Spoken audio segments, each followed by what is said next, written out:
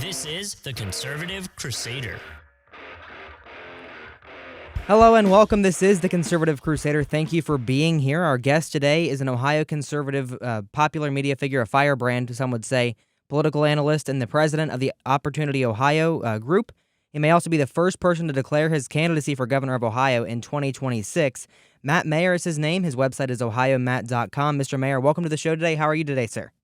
I'm doing great. Thank you for having me today. Well, thank you for joining us today. So I gave a brief introduction, but I want to give you a chance to introduce yourself to the people of our audience, to introduce yourself further, and why you're considering a run for governor, especially this far out from 2026. Yeah, look, thank you. Look, I have a long background in public policy and politics. So, I worked for the governor of Colorado as one of his cabinet agencies. I've run a congressional campaign, did a U.S. Senate reelect, and then worked for the president back in 04 through 06. Came here to Ohio and have been involved in stuff for a long time and have been running a public policy group here for over a decade. And, it's part of that job is for me to look at the data to try to think of what can we do to make Ohio stronger, better, more prosperous. And we've just seen things not happen. And so I've made the decision that, I needed to get out here early because I'm not a statewide elected official. I don't have the kind of name ID that those folks are going to have. And so I have to kind of slow and steady wins the race here, right? Get out there, talk to the grassroots, see if I can build up that support, try to get in front of some donors, see if they can fund a statewide campaign, and then see if we can put together the right combination to win the Republican primary in 2026. All right. Well, thank you for that. Give us a letter grade, A through F, on how the governor has done during his term and why you give him that grade. Yeah, I think it's a solid D minus, D plus at this point. I think he gets high marks for the life issue, for the gun issue, and that's traditionally what Republican governors have done is they try to kind of satiate the base with the life issue and the gun issue, but leave a lot of other issues off the table, and that's where his ranking falls. And then, I think his in John Husted's pretty severe COVID shutdown really did some damage to the economy, to the education of so many kids, and that brought him down too. So, I think we're looking at probably a D at this point. Well, thank you for that. And I have to agree, he's done some good things, but in Ohio right now, an F is 50%. So if you're getting above an F, you're doing half of it right. So that's where that is. The issues of 2023 today most definitely won't be the issues of 2026. The landscape will change dramatically, especially after the 2024 elections. So this interview may be obsolete closer to 2026, but I want to get into the issues of today as if the election was held tomorrow. First things first, Ohio has lost population and now a congressional district. How can we fix this population decline? Yeah, well, here's the sad thing about the state of Ohio, right, is the issues won't be obsolete in 3 years because unfortunately for 2 decades now, the political establishment, largely Republican, have failed to put in place the policies that we need for Ohio to go from being a laggard to a leader among the states. And, I think what you've seen, and if you compare Florida to Ohio, and I do that in my 12-page agenda that I've put out at the ohiomatt.com website, I show how over the course of the last several decades, Florida's population has boomed as Ohio has stagnated. Florida's jobs have boomed as Ohio has kind of trickled in. And we've lost political power, right? Every decade after the census, we lose a congressional seat and states like Florida gain. And so each time that happens, we lose more and more power in Washington, and then therefore more power to kind of direct where the federal government goes that would be beneficial to Ohio. And so I think we've got to stop that. And if you kind of go even to a micro level and you look at the state of Ohio county by county, and I did this a few weeks ago, you can find it in my Ohio Matt Twitter feed, where we put out maps of all the counties showing population declines. And what you'll see, and the same thing, this goes with jobs as well. In the Columbus area and the Cincinnati area, population is doing great and there are jobs happening, but the rest of Ohio is hollowing out. It's dying on the vine. And I believe firmly that we've got to have, a governor and a legislature that's working for all of Ohio, not just the greater Columbus and greater Cincinnati areas. You are absolutely right. So you think about what issues, I believe, one, we've got to do right to work. We are now the left flank that goes from here to Maine, that is the Union Wall, and we're surrounded, except by Pennsylvania, by right-to-work states, and it makes Ohio less competitive. And sure, look, we'll get the intel, which is a crisis in a company in crisis that is losing market share, it's bleeding revenue, We get that, but we don't get the vibrant companies that are coming here. Those are all going to right to work states. And so for us to be kind of on a better footing to get those everyday manufacturing opportunities, those big opportunities that are happening elsewhere, I think we've got to be right to work in order to kind of have a broad-based Ohio economy that is firing on all cylinders.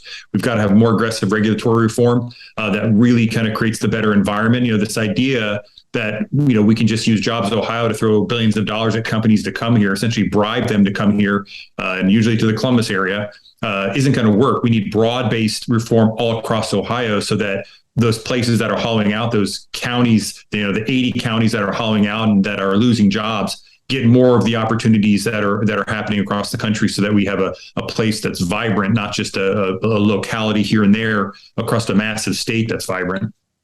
I agree with you there, sir, and I agree with you mainly on the right to work thing. I support unions when people want to be in unions. It should not be a requirement. It should not be forced down their throat to work. I agree with you there. So look, the data on this is pretty clear. I mean, if you look at the last essentially 32 years, so this is longitudinal data, right? And you look at right to work states versus the forced unionization states, the job growth in the right to work states is greater than 4 times what Ohio has, more than triple what the other forced unionizations have. So if we want a robust jobs economy, we've got to have right to work. And look, I know my union friends don't like it, but keep this in mind.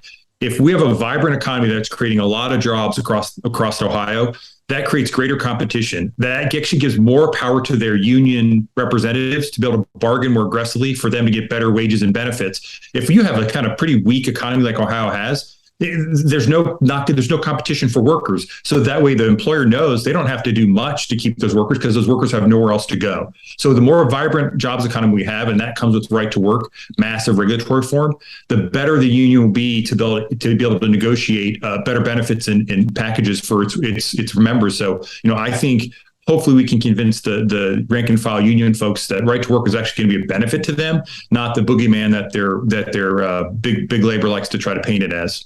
And you mentioned the big union people, the people that support the union. If the union's popular, the union will continue to be popular and people will still join the union there. And I kind of want to get into taxes here, because we're giving tax breaks to Intel, tax breaks to Honda, these big companies coming in here. But personal taxes and sales tax just seems to keep going up on gas tax, sales tax, income tax. What are you going to do, especially compared to other red states like Florida? Do you have a plan to lower taxes and make it affordable to live in the state of Ohio?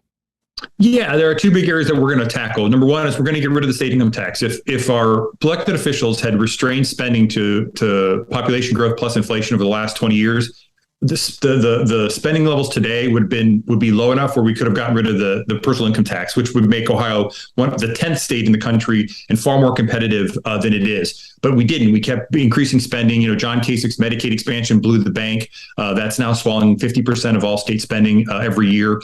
It's the enrollment now is up to 3.5 million, which is about 74% the size of our private sector. You can't have that kind of ratio where you have that many people that are dependent upon a Medicaid program, as well that almost are 1-to-1 with our private sector. It's just unhealthy. But the second thing is we've got to tackle local government reform here. I mean, our local tax burden is among the highest in the country. We have more taxing jurisdictions than almost every state in America, and that makes us less competitive. So we've got to have some reforms that bring the overall tax burden on our sales tax, our consumption, our income, and our property down in order for Ohio to be, again, more broadly competitive with the states that we're trying to attract the best businesses, as well as the best and brightest folks in those states who will come here. I hear people all the time that are leaving Ohio because they can pay less taxes just 2 states down in Tennessee and elsewhere. So those are the 2 ways I would really try to bring down the overall tax burden here in Ohio to make us more competitive with the states we're trying to compete with. I agree with you there, sir, on taxes especially, and what you said there. I appreciate that.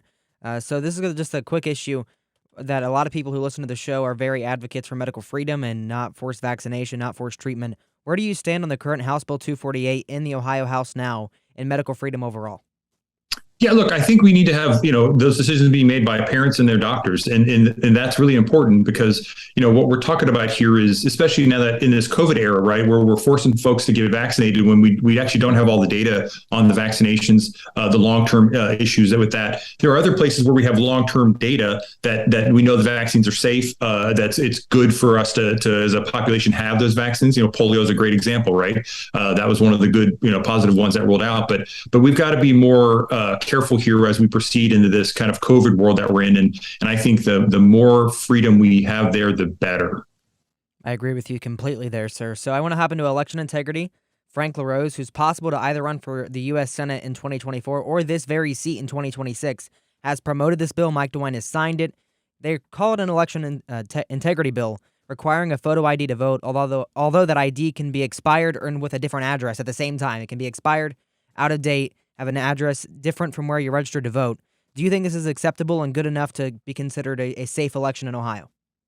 Well, look, good enough, but can we do better? We can do better, right? We need to have photo ID that's up to date. We need to purge voter rolls of people that are dead or no longer living in Ohio, and we need to make sure that we limit things like ballot harvesting, Dropbox stuff, that where there's not the kind of accountability that we need. I'm encouraged, to be honest, that we had Donald Trump won here by 8% in 2016. He repeated that in 2020.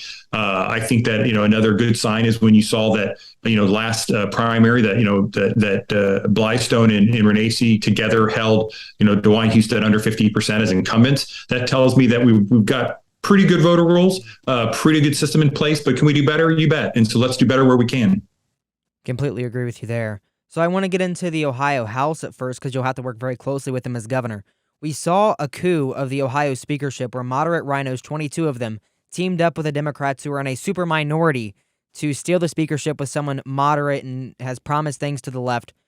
How would you, as governor, whip our supermajority into state? Because you're pretty much the leader of the party at that point, the leader of the state. How are you going to get them into shape, get them to do what they need to do as Republicans, as people in the state legislature?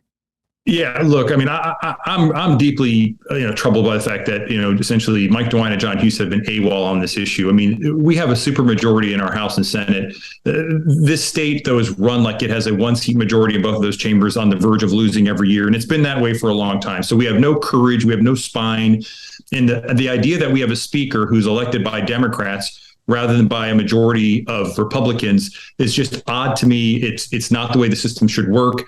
And it's exactly why things don't get done here, because we now have a moderate speaker instead of a conservative speaker. And so what are we not going to see, right? We definitely won't see things like right to work. We're not going to see things like making sure that we protect kids from transgender surgeries, from puberty blockers. We're not going to see young girls and teens being protected in sports from boys, in biological boys in those sports.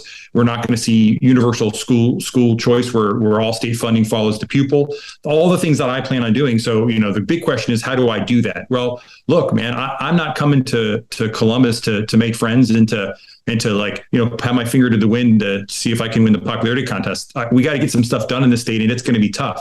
So if they're not going to kind of be on our agenda, then we're going to name names, we're going to raise money, and we're going to replace those who are part of that kind of Columbus insider crowd, the moderate crowd that are all about kind of keeping their own seats rather than getting things done for the state of Ohio. And, as you read my agenda, one of the things I talk about is we got to have political reform, meaning, we need to cut the pay of the governor, the lieutenant governor, and all legislators by 50%, make them eligible for 100% bonus if Ohio's in the top 10 of net percentage job growth.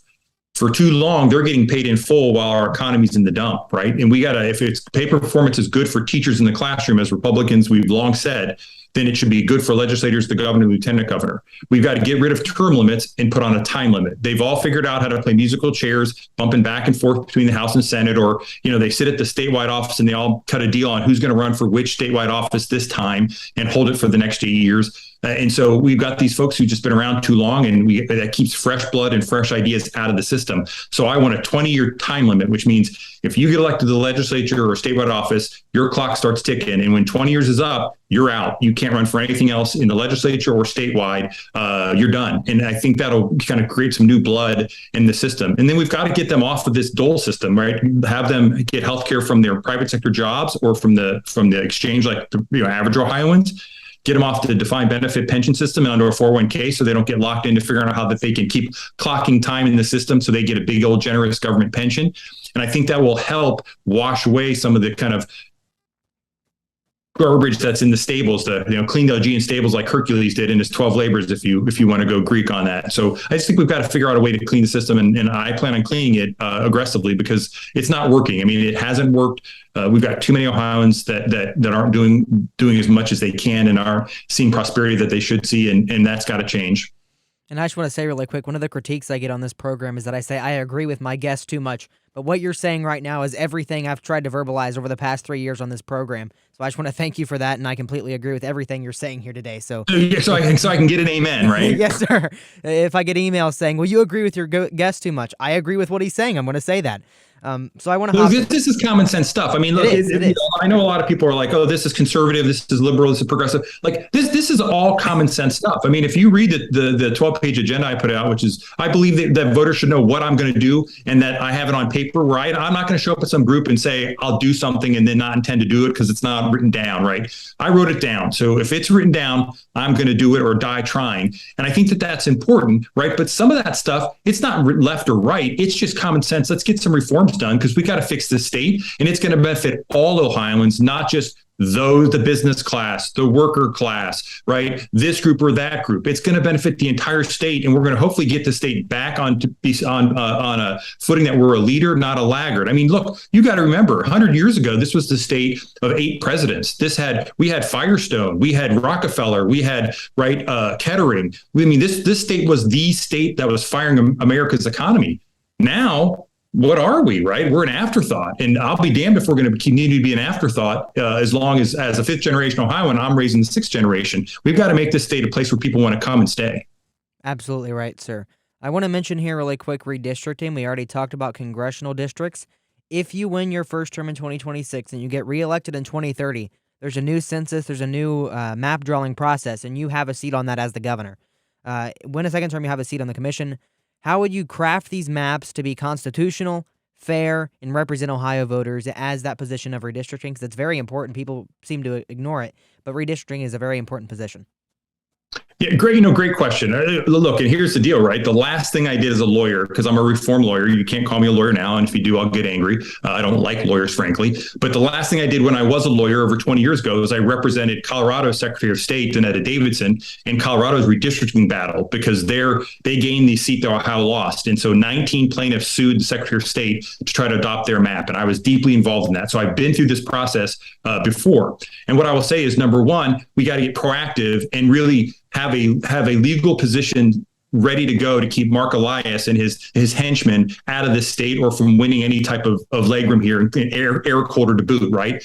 And then when we get involved, we got to make sure we draw this state as is advantageous to our cause as possible. And then look, redistricting is inherently political. The idea that it's not is poppycock. So we've got to make sure we have, good communities of interest, that we have good representation across the state, but we do it in a very aggressive way. And I think, the stuff that went down with the House Supreme Court this last cycle was really wrong. I mean, the fact that, we had a Supreme Court justice who was mad that the legislature didn't extend the retirement age so that she could stay on longer. And so therefore she started voting with the 2 Democrats to essentially subvert the redistricting process. That can't happen. And we're going to make sure that does not happen. So we're going to be proactive on the front end by making sure we keep Mark Elias and Eric Holder at bay.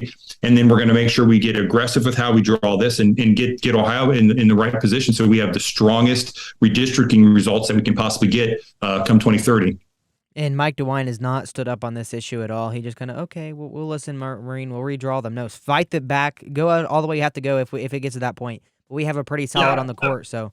It's really unfortunate that Mike DeWine has been AWOL on, and same with John Houston on so many issues, and I think that's why I say in my document, we need more DeSantis and less DeWine, because you may not agree with everything that Ron DeSantis is doing down in Florida, but he's a fighter. He's there doing what he can, and he's going after everything he can to make sure Florida's in the best position we can. And you just don't get the sense that with Mike DeWine and John Houston, they're just kind of like, oh, we got intel. Yeah, let's just talk about that now for the next 4 years, and let's kind of nibble on the margins. Well, we've had too many politicians nibble on the margins here in Ohio, and gosh, man, we got to have somebody who's going to fight aggressively to get this state back in front. I'm tired of being at the back of the bus, just tired of it. I just want to say Florida's map's a lot better than Ohio's is, but I want to move on here. Well, look, and look, you know this, right? The reason the U.S. House is now in the hands of Republicans is because of Florida's gains. Like, that's the bottom line, right? We lost in Ohio. I know Mike DeWine had a nice big victory, but that was largely to 400,000 Democrats who loved what he did with his COVID shutdown, right? But in Florida, we lost one of our seats here, right? Steve Chabot lost his seat. Right. In Florida, they gained seats, and those gains got us in charge of the House in Washington, which is going to be critical to make sure we get some accountability and oversight of the Biden administration. Yeah, we lost Steve Chabot. Not to mention we lost OH09 because of lack of funding with J.R. Majewski. We lost OH13 with a lack of candidate quality, and MGG, who wouldn't say anything. Madison Gilbert there, she just wouldn't campaign, it seemed. So we had winnables that we didn't win, so that can't happen again. Absolutely. So I want to mention here, we've seen a lot of Bill Gates solar farms being brought up. I mean, it's even mentioned in the dispatch that Bill Gates owned this land with solar panel projects or farms using perfectly good farmland to play an environment, killing solar panels. We are a state of agriculture, and we're letting our state being taken over by solar panels. What would you do as governor to stop these crazy solar farms? Look, I am a believer in letting science drive kind of our energy and environmental agenda. And what that means is, no Green New Deal, because that is not science, right? What we got to do is balance the cost of what we try to do with the impact that it has. We're not going to kill our economy because we're going to shift a bunch of solar panels and windmills that the sun don't shine and the wind doesn't blow. And look, we live in Ohio. Sometimes there's not a lot of sun here and the wind isn't always blowing. And so we've got to have a natural gas base because, look, we've got a massive two components of shale underneath us, right? The Utica and the Marcellus, where we've got this beautiful natural gas. It burns relatively cleanly at this point, so I would consider that a green source of energy. And we got to get our new capacity. And look, where it makes sense to have some solar and windmills, that's fine, but we shouldn't be plowing up our farms to do that. And just keep in mind, right? Nobody wants to deal with the fact that to make those solar panels, to make those wind turbines, to make all those electric vehicles and the batteries that go in that, we are decimating Africa, China, South America with the lithium, the cobalt, child labor, all the stuff that goes into finding those rare precious metals. The carbon footprint that goes into that mining is enormous, and the damage it does is enormous. Right, to be able to let a bunch of wealthy Westerners drive expensive vehicles that don't work when it's cold or can't go the distance you need. So I think we've got to get sensible. And I'm a big advocate of Bjorn Lomborg, who is who kind of brings common sense to these issues and say, look, let's clean the environment, let's do some good stuff where we can, but let's not crater the economy in the process. And so I'm going to be all about making smart cost benefit decisions when it comes to being governor on these issues. Thank you for that. I passed by a solar farm the other day, and it was it's ugly. I mean, I remember these growing up in the area with these beautiful landscapes, and now we have these solar panels that won't work half the time. Today in Ohio, I was driving cloudy. back from South Bend. I was driving back from South Bend a few months back, and there's all those wind turbines, and not a single one was moving. And I thought, well, thank God we don't need that energy today, right? Exactly. So I want to move to Jobs Ohio, who I've been very critical of on this program. You mentioned on your site, ohiomat.com, that we should eliminate Jobs Ohio. I agree with you. The privately owned WEF connected nonprofit shouldn't have a position in our state government. I think you have a more practical position than I just say it's connected to the World Economic Forum. We don't need it. What's your position on eliminating Jobs Ohio? Look, I've long been advocating getting rid of Jobs Ohio, and here's why. It's a common sense position. It ain't working. I mean, this was supposed to be the greatest thing since sliced bread when John Kasich pushed it out. It's now been active for over a decade. And what are the results? Well, the results are most of Ohio is hollowing out in jobs. We are today one of the few states that hasn't recovered fully from the pandemic. We still have 64,000 jobs to bring back that we lost during the pandemic. So right now today, we have yet to add a net private sector job since 2019 in Ohio, right? If you look at the decade of when it's been there, we are dying, withering. We have very little job growth, right? So I'm just going, hey, measure it on what it's supposed to do. It's supposed to be this great thing that theoretically, if it was working, right, we would be a state that recovered better from the pandemic than most of the other states. Instead, we're one of the worst states. We're the 39th best at this point. We're still in the negative, right? And if you try to unpack this a bit more, right, they're spending billions of dollars to get mediocre to poor results, where I think those funds could be better spent on investing in infrastructure. Like, let me give you an example. We are the 7th largest state, 15th largest city is Columbus. Our top ranked airport, I think, is 48th, and then 50th and 51st, which would be Cleveland, Columbus, and Cincinnati. So if you live in here or you work in Columbus, you want to go anywhere, you usually have to fly somewhere to get to the place you want to go. Right. We lost NCR for that reason. They moved down to Atlanta because they couldn't get anywhere. They were losing money on their businesses, having their executives fly from here to there to there. And if there were delays or cancellations, they were losing money. Right. We lost Chiquita Brands to North Carolina, to Charlotte for that very reason. So I think we need to look at building a world-class airport like Colorado did with Denver International that then created a booming economy there. Right. And so what we need to do is things like, hey, let's go to American, United, and Southwest, who are up in Chicago, and say, do you want to get stuck with the lake effect? You want all those cancellations and delays to keep happening? Or we build this world-class airport here. You can switch your operations here. We become a hub, and we allow this place to boom based upon that kind of stuff. I'd rather we spend Jobs Ohio money there than these bureaucrats picking winners and losers that they're not doing a very effective job of it if you look at the actual data, right? Because when you look at from when it was started, and there's a chart in my ohiomat.com on the website, you look from when it started and to where we're at today, there's an arrow that goes like this for the last 11 years, meaning it's got worse and weaker and weaker with job growth the longer it's been in business. And I don't know about you, but if you have something that's supposed to be awesome, the longer it's doing its job, you think the arrow would go like that, but it doesn't. It goes like that. And you can't press release that. You can't put a shiny polish on that. It is what it is. The data doesn't lie. They may lie. The data doesn't. So we've got to get rid of Jobs Ohio, put the money into infrastructure like a world-class airport or building some type of really cool gem down in the southeast part of the state where there's, we have jobs need to come where those folks are losing people in the Appalachian part of the state. So there are things that we can do differently with the funds that right now just are used ineffectively and inefficiently. You're absolutely right. And I've flown one time. I've been down to Florida one time, and I spent more time in Atlanta than I did on the plane because we had to go through Atlanta. I was looking at flights. Absolutely. And you think about it, look, Pennsylvania has Nemacolin, right? West Virginia has the Briar. Why is there not a 5-star world-class resort somewhere in Southeast Ohio? It's just as prettier than those places, but we don't. We have this amazing thing called the Wilds. I don't know. Have you ever been to the Wilds? I have not. No, I've been to the. So it's this amazing animal reserve, right? That has rhinos and giraffe and zebra, all these cool animals, right? You could build an amazing mecca for tourism there. But there's no infrastructure. There's no 5-star hotel. You could have golf, hunting, fishing, so many neat things. But again, we just don't do it. And there's no leadership to do those things, right? And it mystifies me because I've been saying this now for a decade. So this is not new. I just got sick and tired of saying it and watching the politicians do something else. So now I said, you know what? Time for me to throw my hat in the arena, be the Theodore Roosevelt man in the arena. I might get bloodied and bowed, but boy, they're going to have to do a lot to take me down because we're going to get something done for once and for all in this state. You mentioned the wilds and the rhinos they have there. What they should do is just rename one of the hotels in downtown Columbus, name the wilds on the Capitol building for how many rhinos are in there, and then they've got a world-class resort right there with that show there. But that's besides the point.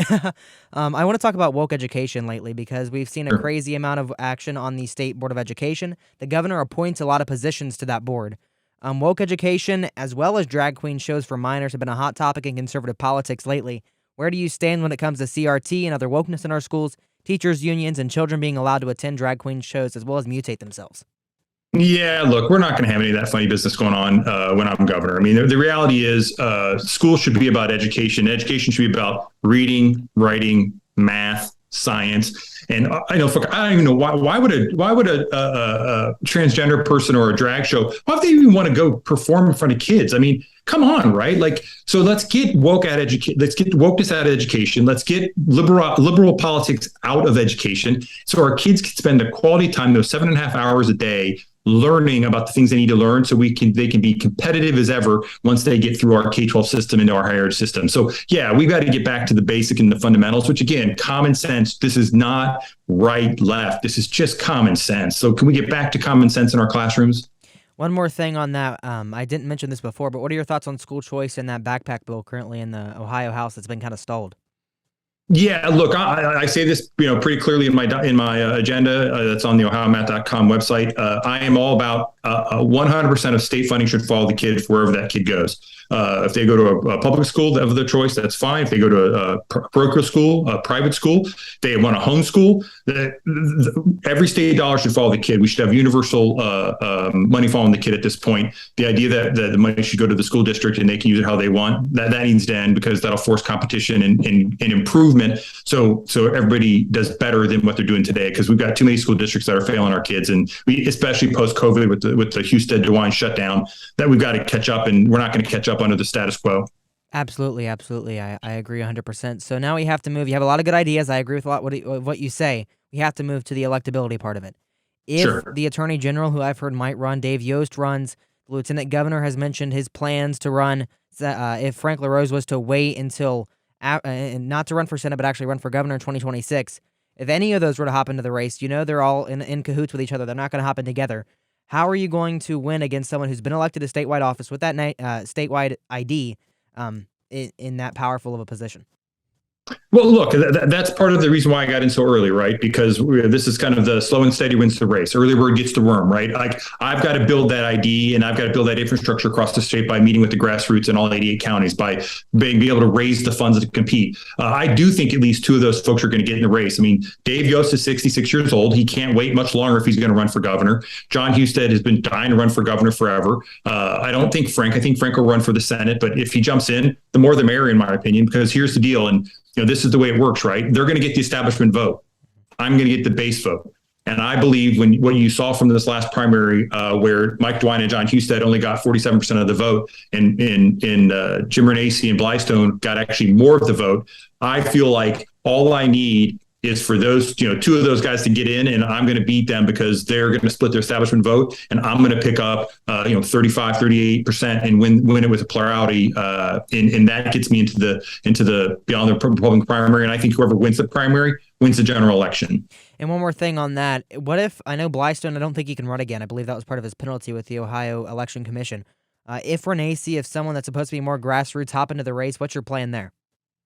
Look, again, my thing is, is iron strengthens iron, then one man strengthen another, right? The more the merrier. If somebody can come up with a better agenda than my agenda, if someone is a better messenger and message than I have, then have at it. If they can take me out in a primary, then great. I love competition. It's what made America great. It'll make America great again. I believe in the 50 laboratories of competition, right? Let's get power to Washington into the states so these states can compete. California wants to have a gold-plated Medicaid program, let them pay for it. We can have a common sense policy that balances, right, the cost with the benefit. And so, to me, if everybody wants to get in, then by all means get in. If you'll make me better, or I'll make you better. But at the end of the day, that's probably what's best for Ohio. So, I'm not afraid of competition, and I welcome it. And one more thing, I mentioned in the beginning of the show, you're one of the most knowledgeable conservatives in Ohio when it comes to elections and comes to the work in Ohio. It's not even something to think. I mean, it's the truth. I want to get your take on the 2024 Senate race. Obviously, before the 2026 election, Sherrod Brown is relatively popular. He has made his message clear. The only Republican that's hopped in right now is Matt Dolan. We know his abortion stances, his gun control stances. Who do you think should run for that race in 2024, and how can we take down Sherrod Brown? Look, number one, we cannot underestimate Sherrod Brown. He has won at 6% the last two times he's run against very good opponents. He's a very good campaigner. He connects with the grassroots better than most Democrats. And so I think most Republicans to hop in there first. Sorry, and most Republicans. Yeah. So we got to take that seriously, right? So look, I could be wrong. I don't think Matt Dolan's the answer, right? I think he's just he's not going to excite our base, and the base won't come out to vote if they're not excited. So, I think you've got Frank LaRose is looking at it. You've got Bernie Moreno's looking at it. I hear Vivek Ramaswamy's looking at it. So there are some good folks that are looking at that are good conservative folks that I think are different than what we've seen before. And look, anybody can go to the ohiomat.com website and read my bio and see just how much experience I come from Colorado, from Washington, from my think tank work with the Heritage Foundation, the American Enterprise Institute, Opportunity Ohio. I mean, we need more people that are coming from a different position than career politicians, right? Who all they do is come up with they pull test everything. They do what they think keeps them in office and get some fresh blood and fresh ideas. And the more we can get that in the Senate, and that's why I like J.D. Vance, frankly, because he was something different and new. And I think that might be good for Ohio for a change, other than Rob Portman, which, is a perfectly good human being, but boy, was never going to be doing anything interesting or innovative. All right, Matt Mayer, ohiomat.com. Thank you for your show. You might run for governor. You haven't completely announced. I know you said you're exploring a run. Have you? Yeah, this exploratory. We're going to kick the tires for a bit here to see if we can, again, get the grassroots support plus the funding to be competitive. And if we do, then, we'll do a formal announcement with, big old campaign rally and all that fun stuff and see what damage we can do. Got my information there, sir. Invite me to that. I'll do some press there. But ohiomat.com, Mr. Mayor, thank you for joining me today, and I wish you luck on your campaign. Thanks for having me. All right. My name is GOP Josh. That was Matt Mayer, ohiomatt.com. Thank you all for listening today, and we'll be right back Wednesday with a brand new episode, and stay tuned. You're listening to the Conservative Crusader. Recording stopped.